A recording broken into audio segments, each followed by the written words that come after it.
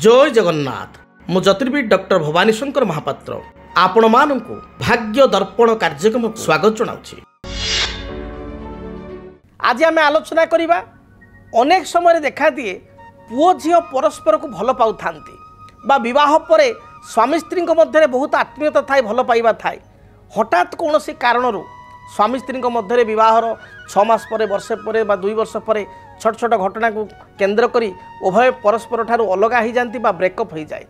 भल पाउथुवा पुओ झील परस्पर को दीर्घ दिन धरी भल पाऊ था 5 वर्ष 7 वर्ष 8 वर्षर भल पाइया मध्य हठात किछि दिन पर भट्टा पड़ जाए से माने परस्पर ठारू दूरे जाती अलग हो जाती जहाँकि अनेक समय उभय आपणकर पुओ झील को स्वामी स्त्री को मध्य व्यथित करे।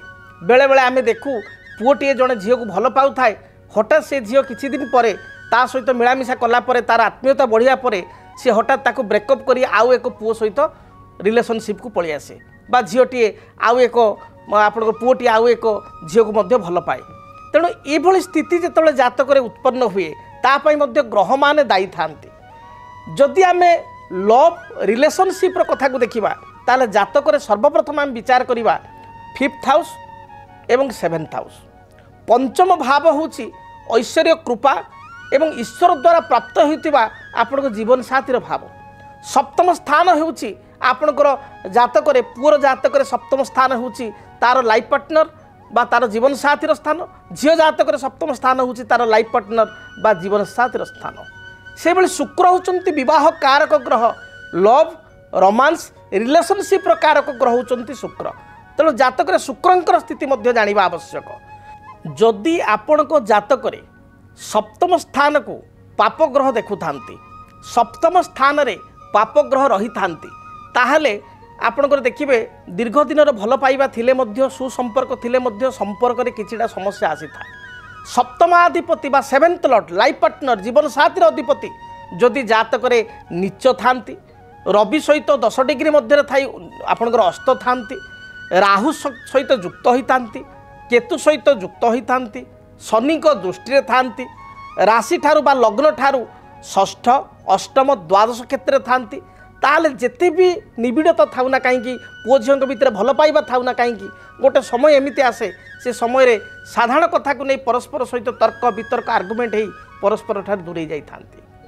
से भली भाव में जदि आपणकर पंचमाधिपति 5th लॉर्ड जदि राहु द्वारा प्रभावित होता है अर्थात पंचमाधिपति आप जातक 5 नंबर घर मालिक से राहु सहित युक्त होगला केतु सहित युक्त होगला राहु केतु बा शनि दृष्टि रहा विशेषकर राहु केतु सहित युक्त बा दृष्टि रहा ताहले परिस्थिति मध्य भल पाइबा सबुदिन चिरस्थायी हो रही ना। पुओ झील परस्पर को जीवन दे भल पाउथिले मध्य दाम्पत्य जीवन में नुआ नुआ सुसंपर्क थिले मध्य यथेष्ट भल पाइबा थिले मध्य परवर्ती स्थिति से ब्रेकअप्र बा विच्छेदर कारण होता है। हुए तो संपूर्ण विच्छेद न हेले अनेक समय आमे देखू विवाह पर देखिए नवविवाहित दंपति बहुत भल चलु था 6 मास वर्षे 2 वर्ष पर हठात कौन सी कथा को नहीं झील रागिकी बाप घर पलाए आउ फेरे ना। पुओ स्वाभिमान अभिमान दृष्टिकोण बा घर लोकों कथार परिचालित हो डाकिया पदे जाए ना। झील प्रतिज्ञा करें मत डाकिले स्त्री प्रतिज्ञा करें स्वामी डाकिले मुझे आसिक भूल मागिले जीवी किंतु पुओ मध्य जाए ना। ये जो मान अभिमान को नहीं गोटे सामयिक विच्छेद होता है बा सामयिक भाव में ब्रेकअप होता है तार आपड़ केमती समाधान करेंगे से हूँ बड़ कथा। जदि पुओ झील परस्पर को दीर्घ दिन धरी प्रकृत भल पाउछंती मानसिक स्तर में भल पाइबा सुदृढ़ अच्छी किंबा स्वामी स्त्री विवाह कर परस्पर भल पाइबा थिले मध्य 3 नंबर लोक जो 3rd नंबर लोक जो जदि किसी विवाह क्षेत्र में विच्छेद आड़ू कथा गति करुच्ची बा सेपारेसन अच्छी ताहले आपण गौरी शंकर व्रत करंतु। गौरी हेले माँ पार्वती बा माँ सती एवं शंकर अर्थ होचन शिव। गौरी शंकर व्रत शुक्ल पक्ष सोमवार ठारू 21 गोटी सोमवार करंतु देखिए जहाँ भी समस्या रही दाम्पत्य जीवन में बा आपणकर लव रिलेशनशिप रे ता दूरीभूत हेबो। से भली भाव में जदि आपणकर दाम्पत्य जीवन समस्या चली प्रेमिक प्रेमिका कौन सी कथा को नहीं ब्रेकअप आड़ को स्थिति जाऊँगी ताहले हंस जोड़ा को अर्थात गोटे पुरुष मेल हंस गोटे फीमेल हंस ताको हंस जोड़ा को प्रत्येक दिन किसी दाना बा खाद्य खाइबा दिंतु। जदि हंस पाखे नहांती ताहले ଆପଣ କପତ ଯୋଡ଼ା ପାରା ଦୁଇଟା କପତ ଯେତେବେଳେ ପାଖାପାଖି ବସିଥିବେ मेल फिमेल कपत तांको किछि दाना दिंतु बा आपणकर मुग दाना खाइबा दिंतु। यह द्वारा देखिए आपणकर दाम्पत्य जीवन में जो समस्या रही बा जो स्वामी स्त्री परस्पर ठार अलगा रोचंती जदि बा दुई जन पुओ झील परस्पर बहुत भल पाइबार अच्छी भितर किंतु से माने ब्रेकअप आड़ू कथा गति करुच्ची ता दूरीभूत हेब।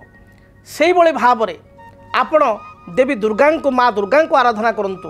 ओम कात्यायनी देव्यै च विद्महे कन्या कुमारी च धीमहि तन्न दुर्गा प्रचोदयात। ए मंत्र को प्रत्येक दिन 108 थर जदि 108 थर कर्मव्यस्तता जो कार्यव्यस्तता जो पारु नाहंती ताले 21 थर जप करंतु। देखिए आपणकर जदि ब्रेकअप भाया परिस्थिति सृष्टि होउची ता निश्चय दूरीभूत हेब। आशा करी सरल प्रतिकार गुड़ी को आपण जीवन में आपणइबे एवं यार समस्यार समाधान पाई परिबे। जदि आपणक जीवन में व्यक्तिगत पारिवारिक समस्या कर्मक्षेत्र नियुक्ति वैवाहिक समस्या वास्तु दोष एवं माली मकदमा आदि समस्या थाए ताहेले समस्यार समाधान और परामर्श पाई आमकु जोगाजोग करंतु। ज्योतिर्विद doctor Bhavani Shankar Mahapatra Budheswari colony plot number 26 Bhubaneswar. Phone number 9776833302 9439444924।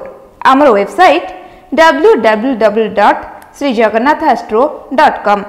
DTV Odia देखिवा पई सब्सक्राइब करंतु एवं बेल आइकन को मध्य दबाई दियंतु।